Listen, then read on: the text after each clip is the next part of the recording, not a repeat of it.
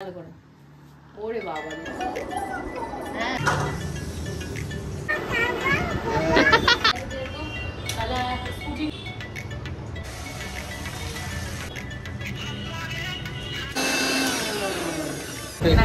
হ্যাঁ লাস্ট 2-3 ধরে এত অসম্ভব পরিমাণে গরম পড়েছে। আমি যে মানুষ কোনো দিন ফ্রিজের জল খাই না, আর লোককে ফ্রিজের জল খেতে দেখলে নাক ছিটকোয়, সে এখন মনে হচ্ছে কি এসিটা চালায় বসে থাকে আর ফ্রিজের ঠান্ডা ঠান্ডা জল খায়।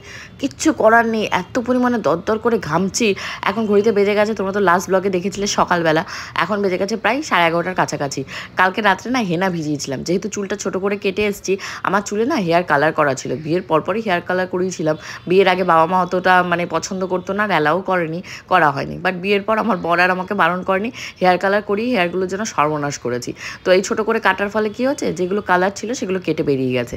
তাই ভেবেছি একটু হেনা করে চুলটাকে সুন্দর করব। ওদিকে আবার বললাম না যে মা ফোন করে বলে দিয়েছে তাড়াতাড়ি করে দোকানে যেতে হবে, আর এদিকে তোমাদের গপুদা এখনো বাজার আনেনি। ফোন করেই যাচ্ছি, যতবার ফোন করে বলছি গপু তাড়াতাড়ি বাজারটা নিয়ে আসো, এই সমস্যা, যেই সমস্যার কথা বলতে যাবো হ্যাঁ হ্যাঁ আমি আনছি, হ্যাঁ হ্যাঁ আমি আনছি বলে টাকাটা ফোন কেটে দিচ্ছে। 5-7বার ফোন করলাম, ফোন বিজি, তারপরে ফোন কেটে দিচ্ছে। আমি আর বলতেই পারলাম না যে মা আজকে মানে দোকানে যেতে বলেছে, আজকে আর বিশেষ কোনো বাজারঘাট তুমি করো না, ডাল ভাত চচ্চড়ি খেয়ে বেরিয়ে যায়। নাহলে কি করে বলো, এত রান্না বান্না করে আর গরমের ভেতর দেখো এক রকমের রান্নাবান্না হয় যে দৌড়ে দাপড়ে রান্নাবান্না করলাম, কোনোভাবে করে গিয়ে এসির ভেতরে ঢুকলাম আসলাম। ওই যে দেখতে পাচ্ছ ভিডিও করা, এই ভিডিও করাটাই যেন কাল হয়ে গেছে, কারণ স্ট্যান্ডে রেখে রেখে এখন ভিডিও করি। ট্রাইপডটাকে রাখতে হয় একদম উনুনের বরাবর, তাহলে কি হবে, যা রান্নাবান্না করছি অটোমেটিক্যালি রেকর্ড হতে থাকবে, মানে আমার কষ্টটা কম হবে। কিন্তু কষ্ট দূর করতে গিয়ে কষ্ট যেন আরও বেড়ে গেছে। একদম মাঝখানে যেহেতু দাঁড়িয়ে থাকে ট্রাইপডটা, এই ধাক্কা লাগছে ওই ধাক্কা লাগছে, একবার জলের ভেতর একবার তরকারির ঝোলের ভেতর ফোনটা পড়ছে। আর আমার তো একটাই সম্বল, একটাই এই ছোটোখাটো একটা আইফোন, এটা যদি চলে যায় তো হয়ে গেল আমার ভিডিও করা ডকে। তো এর ভেতরেই ফ্রিজের ভেতর কি মাছ টাছ তো কিছু নেই। তোমাদের গপুদা বাজার থেকে মাছ নিয়ে এসছে, সরি গো কী মাছ এনেছে দেখাতে পারলাম না। ওই যে এখন থেকে আমার বর বলে দিয়েছে লুকিয়ে লুকিয়ে যা আনবে অত দেখাবে না, তাই যা যা আনলো ঢুকিয়ে দিলাম। লিটিল গোল্ডের জন্য কাতলা মাছ এনেছে 1 পিস, সেই 1 পিস কাতলা মাছ ভালো করে ভেজে টেজে লিটিল গোল্ডকে দেবো। প্রায় কতদিন পর, 4 দিন না 5 দিন পর মেয়েটাকে 1 পিস মাছ দিতে পারলাম। যাই হোক, এখন এই যে দেখতে পাচ্ছ ফ্রিজের ভেতর থেকে ওই ফিশ ফ্রাইগুলো বের করছি। ভেটকি মাছ নিয়ে এসেছিলাম তোমাদের গপুদা, তখন তো দেখিয়েছিলাম ভেটকি মাছের ফিশ ফ্রাইগুলো কতগুলো রেখে দিয়েছিলাম। আমার বড় ননদের ছেলে আছে তোষানের জন্য, তো তোষানের সাথে দেখাই হচ্ছে না, বের করে ভাবছি কি কাঁচাতেই পাঠিয়ে দেবো যে কয় পিস আছে। তারপর তোমাদের গপুদা বললো না ও আসলে ওকে ভেজেই দিও, দেখা যাক ও কবে আসে, ওকে ভেজে দিতে পারি কি পারি না। তো আমি আজকে পটল আর ওই যে আলু এগুলো দেখতে পাচ্ছ, এগুলোকে ভালো করে ভেজে নিচ্ছি। ভেজে নিয়ে চিংড়ি মাছ নিয়ে এসছে, ওই দিয়ে আলু পটলের ঝোলটা বানাবো। আর ওদিকে কড়াইয়ের ভেতর বসিয়ে দিয়েছি শুকনো খোলায়, জিরেটাকে একটু টেলে নেবো। অ্যাকচুয়ালি জিরের গুঁড়ো শেষ হয়ে গেছে রান্না করতে গিয়ে দেখি, আর শিবানী দিদের দিয়ে যেহেতু নিচের ওই জায়গা পরিষ্কার করেছি, কোন কৌটোর ভেতর জিরের প্যাকেটটা যে রাখলো আমি আর চোখে দেখতেই পেলাম না, এদিক ওদিকে ব্যস্ত ছিলাম। এখন আর তা খোঁজার মতন না একটুও ধৈর্য আমার নেই, এত পরিমাণে ঘাম হচ্ছে, দর করে ঘামছি। মনে হচ্ছে এর থেকে মনে হয় মানে এসি চালায় ঘরের ভেতর, তার ভেতর বসে থাকি আর কেনা খাবার অর্ডার দিয়ে খায়। এরপর থেকে তাই করবো, রান্নাঘরে দাঁড়িয়ে দাঁড়িয়ে কষ্ট করে রান্নাবান্না করবো না। এই গরম যতদিন না যায় আমি কেনা খাবার খাবো। এসি এসি বলছি ঠিক আছে, কিন্তু এসি তো চালাতে পারি না তোমাদের লিটিল গোল্ডের জন্য, ও তো এক জায়গায় থির হয়ে বসবে না, একবার এই ঘর একবার ওই ঘর, একবার সোফা একবার বারান্দা, এই সমস্ত করবে। তো সকাল থেকে আমার আর এসি চালানো হয় না। হয়তো দুপুরবেলা মেয়েটাকে খাইয়ে নিয়ে যখন ঘুম পাড়াতে যায় তখন একটু এসি চালালাম, তাও দরজা খোলা, কারণ দরজা আটকে দিলে তো এপাশে কি হবে না হবে আমি কিছুই খেয়াল করতে পারবো না, কারণ গোবিন্দর ঘরের দরজা অলওয়েজ দেয়া থাকবে আর এসিও চলবে। ওই লিটিল গোল্ড দৌড়ে দৌড়ে ওই এসি লোভেই ওর কাকার ঘরে যায়। আর তা বাদে এপাশে মানে ভূমিকম্প যদি হয়ে যায়, মানে গ্যাসে ধরো আমি রান্না করছি মেয়েকে নিয়ে, পুড়ে জ্বলেও যায়, তাও আমাদের দেখার কেউ নেই। তোমাদের গপুদাকে কুতরে কাতরে ফোন করব, তারপর এসে আমাদেরকে বাঁচাবে। তো এই যে তোমাদের সাথে গল্প করতে করতে আমার ওই যে আলু আর পটলের ঝোলের মশলাটা কষে গেছে। আমার যেহেতু আদা আর কাঁচা লঙ্কা ফ্রিজে আলাদা করে বাটা থাকে, তো রান্না করার সময় না অতটা রিস্ক নিই না, কারণ ওই আদা ঝুলবো কাঁচা লঙ্কা করতে গেলে আমি পারবো না। আর ভাতও কি হয় মাঝে মধ্যে ধরো রান্না করে না ফ্রিজে রেখে দিই, কারণ ওই ভাতের চাল ধোয়াধুয়ি রোজ বসানো এটাও আমার কাছে যেন তো এক্সট্রা কাজ মনে হয়। তার মানে বুঝতে পারছো আমার কত কাজে প্রেশার থাকে, না হলে একটা চাল ধুয়ে ভাত বসাতেও আমার মনে হয় যে এটা করতে গেলে আমার এক্সট্রা টাইম লাগবে, এক্সট্রা কাজ করতে হবে। আজকে ভেবেছিলাম বসে বসে যে কজন মানে আত্মীয় স্বজন রয়েছে বাপের বাড়ি শ্বশুর বাড়ি, ফোনে যাদেরকে নেমন্তন্ন করতে হবে সব কটা ফোন সারবো, কিন্তু জানি না কখন দোকান থেকে ফিরবো বাড়িতে, কখনই বা কী করব। এদিকে আবার ওই যে তোমাদেরকে বললাম না যে যোগা করাতে সাহানি আসবে বলেছে, ওকে তো হ্যাঁ বলে দিয়েছিলাম, হ্যাঁ আসো তুমি 5:45 নাগাদ আসো। তারপর সাহানিকেও এখন ফোন করে না বলতে হবে, কারণ আজকে তো সাহানি যদি 5:45 আসে আমি তো দোকান থেকে 5:45 বেরোতেই পারবো না কোনোভাবে, আর কীভাবে করবো। সকাল থেকে নাকি স্বর্ণজিৎ ছিল, তারপর মা দোকানে গেলে বলছে স্বর্ণজিৎ নাকি দুপুরবেলা বাড়িতে গিয়ে পূজা কি রান্নাবান্না করেছে, আমি তো সঠিক জানি না। তা মা বলছে 2 পিস যদি ডিম নিয়ে আসতাম তাহলে ওদেরকে দিয়ে দিতে পারতাম, ওরা তাহলে খাওয়া দাওয়া করতে পারতো। তা আমি মাকে বলছি, মা খাওয়া দাওয়া আমরা তো বাইরের খাবার কিনে টিনে খাই আর বিরিয়ানি খেতেই বেশি পছন্দ করি, তো আমরা তো কিনে কেটে খেয়ে নেবো, তুমি তোমার আর বাবুরটা দেখো, কারণ তোমরা তো বাইরের খাবার দাবার কিছুতেই কিছু হবে না। আর বাবুকে যে বিরিয়ানি কিনে দেওয়া হবে, বাবু বাইরে চিকেন বিরিয়ানি খায় না, তো তার জন্য তুমি তোমার রান্নাবান্না করো, আমাদের ভাবতে হবে না। তো এই বলে মার কি আর মন মানে, মা বসে বসে ওই কথা বলছিল।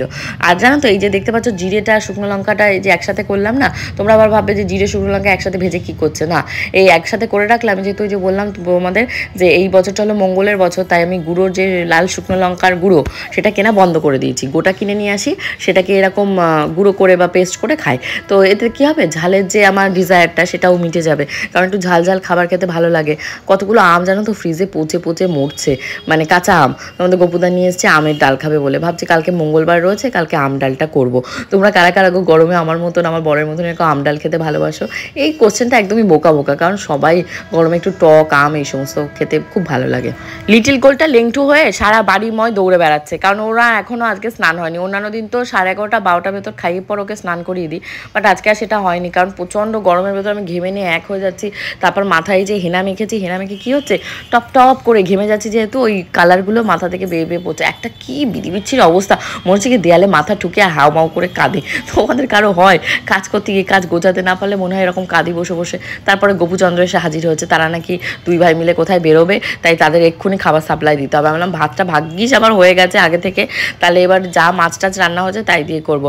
আর এক রকমের মাছ রান্না হবে, তার জন্য বুঝেছো ওই সর্ষেটাকে বাটছি। অ্যাকচুয়ালি আজকে কী হয়েছে, কালো সর্ষে সাদা সর্ষে লবণ আর হলো হলুদ দিয়ে যে মিক্সার মেশিনে ব্লেন্ডটা করছি, হুট করে দেখলাম কি মানে মানে সর্ষেটা তিতো হয়ে গেল। সর্ষের তিতো হয় আমি জানি, কিন্তু অন্যান্য দিন হয় না, অন্যান্য দিন কিন্তু এইভাবেই করি, বাট আজকে সর্ষেটা তিতো হয়ে গেল। কেউ যদি জেনে থাকো আমাকে একটু জানিও তো কেন হলো, মানে খেতে যখন বসেছি তখন নিজেরই খারাপ লাগে, মা এত তিতো তিতো লাগছে সর্ষের ঝোলটা। এখন রয়েছে রান্নার অফিস, তাকাচ্ছি আর বারবার করে আমার মনে তাড়াতাড়ি করার চেষ্টা করছি। এই ঝোলের খাবারটা এখনো হয়নি, আলু পটলের ঝোল ভাত এই কমপ্লিট হয়ে গেছে। এখন তোমাদের মহিলা যদি কল করে রাখছি, তাই বলছে আগে ফল খাও, ফল খেয়ে ভাতটা খাও, ভাত একদম রেডি। লিটিল গোলকে এখনও চান করতে পারি, নিজে একটা ডিম ভাজা দেবো মেয়েটাকে। না বন্ধ বন্ধ ডিম ভেজে দেবো একটা, খাবার ডিম ভাজাবো। বাজার মোটামুটি জায়গা ছিল, সমস্ত গোছানো হয়ে গেল। এখন শুধু এই যে কটা ডিম রয়েছে, ডিম কটাকে ফ্রিজে রাখতে হবে। আজকে কিন্তু আমি আরও তাড়াহুড়ো যদি করতাম, স্পিডে কাজ করতে পারতাম, তাহলে কিন্তু আরও আগে আগে দোকানে যেতে পারতাম। কিন্তু ওই যে একটু ঢিলেমি দিয়ে দিয়েছি, গরমে পারছি না। আর এসির ভেতর যে বারবার করে দৌড়ে যাব তাও সম্ভব না, আর এসিটাও চালাতে পারছি না, কারণ লিটিল গোল্ড অত্যাধিক মাত্রায় লাফালাফি ঝাপাঝাপি করে। ওই এসির ভেতর থেকে বেরোবে, আবার বাইরে এসে লাফালাফি করবে, ওর আরও ঠান্ডা গরম লাগবে। অনেকে আমাকে রাস্তায় জিজ্ঞাসা করছো দেখা হলে যে লিটিল গোল্ডের শরীরটা এখন কেমন আছে। ওকে আর অ্যান্টিবায়োটিকটা এবার খাওয়াইনি, মা তো জানেই না অ্যান্টিবায়োটিক খাওয়াইনি, তো ওকে লিভোসেট্রিজিন আর হলো কাশি ওষুধটা খাইয়ে ওর নাক দিয়ে কাঁচা কাঁচা জল পড়া যেটা, সেটা বন্ধ হয়ে গেছে। এই যে বারান্দায় কতগুলো জামা কাপড় ছিল, তোমাদের গোপুদা ঢোকার সময় 2-4টে হাতে করে নিয়ে এসেছে, বাকিগুলো সমস্ত তুলে নিয়ে এসেছি, এনে এগুলোকে রেখে এখন লিটিল গোল্ডকে স্নান করানো হয়ে গেছে, ওকে একটা ডিম ভেজে দেবো, দিয়ে লিটিল গোল্ডের বাবাকে দিয়ে খাওয়াতে বসাবো। তোমাদের গোপুদাকে বলেছে আজকে তুমি পুজো দিয়ে দাও, কারণ আজকে আমি পুজো দিতে গেলে আমি আজকে 5টাতেও দোকানে যেতে পারবো না, কারণ মাথায় হেনা অ্যাটলিস্ট তো 3 ঘন্টা রাখতে হবে। আমার মাথায় হেনা মাখা বন্ধ হয়েছে, তখন বাজে 12টা, 1টা 2টো 3টে, অ্যাটলিস্ট 3টে 3:30টার সময় আমি মাথাটা ধুতে যাবো। তো ওনাকে খেতে দিয়েই যেই পুজো দেওয়া হয়ে গেছে, আমি বললাম তাহলে আমি ওনার পাশে বসে খেয়ে নিই, আর লিটিল গোল্ড ডিম ভাজাটা খেতে থাক। তো সে তো খাওয়ার নামে খবর নেই, এখন খাওয়া দাওয়া কমপ্লিট, টেবিল পরিষ্কার, এইটাকে বাথরুমে ঝোলাবো। তো এই যে আমি আর তোমাদের লিটিল গোল্ড এই যে কোথায় সে এই যে রেডি হয়ে গেছে, এখন যেতে হবে ওই বাড়িতে। তো লিটিল গোল্ডের খাবারটা আমি ব্যাগে নিয়ে নিয়েছি, তোমাদের গোপুদা আর গোবিন্দ বেরিয়ে গেছে যেহেতু, তাহলে স্কুটি নিয়েই ওরা দুজন বেরিয়েছে, তো আমাদেরকে দিয়ে আসার কেউ নেই। এখন অফিস থেকে দেখতে হবে, যদি কেউ থাকলো তাহলে দিয়ে আসবে, আর নাহলে দুজন মিলে হেঁটে হেঁটে কাজগুলো কী করেছে পৌঁছেও আমি সেটাই বুঝতে পারছি না। এই মেয়েকে নিয়ে হাঁটা, তারপর বাইরের অবস্থা খুবই খারাপ, যে কোনো মুহূর্তে বৃষ্টি চলে আসবে, যে কোনো মুহূর্তে, পুরো অন্ধকার হয়ে রয়েছে পুরো চারিপাশটা। চলো বেরো, আমার ছাতাটা আগে তো মানে গোপুদা নিয়েছে, এনেছি আর ফেরত আনিনি, ফেরত না আনলে আমি ছাদের কারখানা যে ঘুরে লান্ডি করছে। এটা যা দিদু খুলে দিচ্ছে, যা ইয়া হবে না, যা দিদির কাছে যা না, আর হবে না।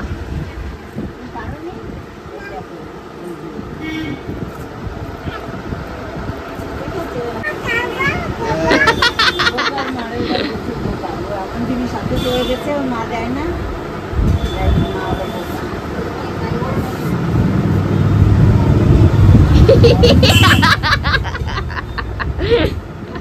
ভালো ভালো খেতে, হ্যাঁ টেস্টি। এখন শুধু খাবে, এখন এদিক ওদিক কিছু নেই। ও এটাই ভাবছে মাজা, বুঝেছো? নেকু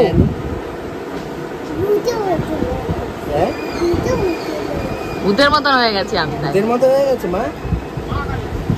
মাকে বলে আইসক্রিম খাবো, ওইদিকে তাকিয়ে বলো, এত সাহস দেখি। জোরে বলো, শুনতে পাচ্ছি না। আমাকে বললে হবে না, মাকে বলো। আজকে যেহেতু গোপুচন্দ্র বাড়িতে নেই, স্কুটি নিয়ে গেছে, তো আমাদেরকে কাঠের পুলে পৌঁছে দেওয়ার লোকও নেই। তো আমি আর লিটিল গোল্ড একা একাই আজকে হাঁটতে হাঁটতে আমাদের বাড়ি থেকে কাঠের পুলে বাবার দোকান পর্যন্ত চলে এসেছি। মানে লিটিল গোল্ড বলতে গেলে অলমোস্ট পুরো রাস্তাটাই হেঁটে হেঁটে এসছে। মানে খারাপও লাগছিল, আবার ভালোও লাগছিল যে আমার মেয়েটা কত বোঝে। আমাকে বলছে মা আমাকে নামিয়ে দাও, তোমার আবার পায়ে ব্যথা করবে। হ্যাঁ হ্যাঁ আমাকে নামিয়ে দাও, আমি পারবো। আবার যখন একটু হাত পা ব্যথা হয়ে যাচ্ছে বলছে মা আমাকে একটু কোলে নাও। তো এখন ঘড়িতে ভেবো না যে সন্ধ্যেবেলা, এখন 10টা বাজছে। লিটিল গোল্ড ঘুম থেকে উঠেছে 8:30 বাজে, পূজা একটা কিচ্ছু খাওয়ায়নি। আমি ফোনে সবাইকে নেমন্তন্ন করছি শ্বশুরমশাই কাজের জন্য, যারা ফোনে রয়েছে। তো কেউ 10 মিনিটে ফোন ছাড়ছে, কেউ আধা ঘন্টায়। কি করবো বলো, এখন রাগের চোটে চলে যাবো ওই বাড়ি। করো গান চালিয়ে চালিয়ে নাচবে? গান চালালে আমি কপিরাইট খাবো। তো তুমি এমনি নাচো না, আমি গান করি মুখে।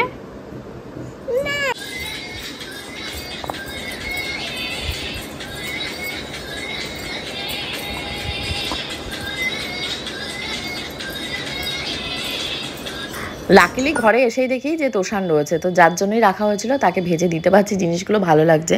তো এখানে কফি আর এই যে ফ্রেশ ফ্রাইগুলো তোষানকে এখন ভেজে দেবো। বেলা কারেন্ট চলে গেছে, তো ইনভার্টার আমরা ভয়ে কিছু দিতে পারছি না। আমি তোষান পুরো ভূত হয়ে গেছিলাম, সব পাখা লাইট থাকা করছিল।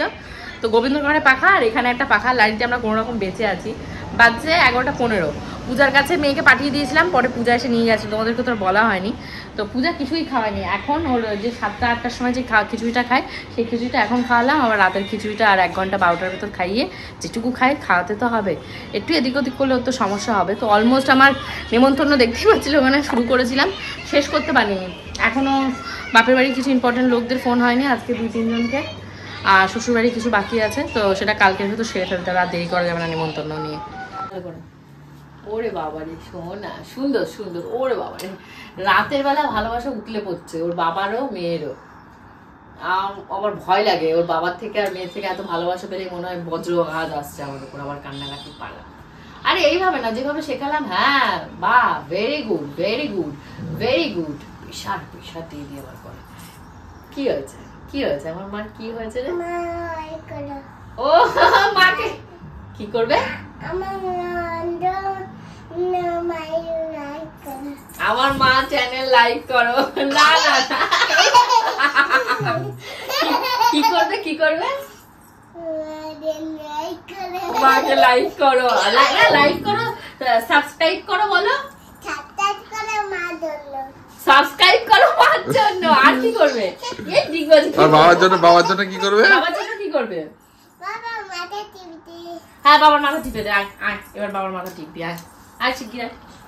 মোটামুটি যাদেরকে ফোন করা হয়েছিল তাদের থেকে আন্দাজ পাওয়া গেছে কজন আসবে আসবে না। তো অলমোস্ট ফোনের মানে যাদের নেমন্তন্ন তারা কমপ্লিট হয়েছে, কিছু এখনও বাকি আছে, সেটা আজকে বসে বসে করে ফেললে হয়ে যাবে। তারপর তোমাদের গোপুদার দায়িত্ব বাকি সবাইকে নেমন্তন্ন করার। আবার নেমন্তন্ন করতে গেলেও ভয় লাগে, উনি হাফ কথা বলে হাফ কথা বলে না, হাফ লোক আসে আসে না। তো ভেবেছি এবার ওনার সাথে সাথে আমিও আবার রিপিট করে করে সবাইকে নেমন্তন্ন করে দেবো। তো জানি না কতদূর কী হবে, কারণ রবিবার আসতে তো আর হাতে গোনা মাত্র কয়েকটা দিন বাকি। সর্দিকে বলা হচ্ছে আগে আগে আসার জন্য, আসলে তখন কাজে আরো এনার্জি পাওয়া যাবে। কালকে গ্রসারি আইটেম, তারপর সবজি বাজার, এই সমস্ত বলে আসতে হবে। হোপফুলি আজকে ব্লগটা তোমাদের ভালো লেগেছে, জানি না কতটুকু রেকর্ড হয়েছে। হোপফুলি আজকের মতন হয়নি, সকালবেলা উঠে আবার রেকর্ডিং করতে হবে। তো কালকে রয়েছে পাখা পরিষ্কার করার দিন, মঙ্গলবারও রয়েছে। ভাবছি কি করব, হয় কালকে অফ দেবো, আর নাহলে শুধু পাখা টাকাগুলোই পরিষ্কার করবো।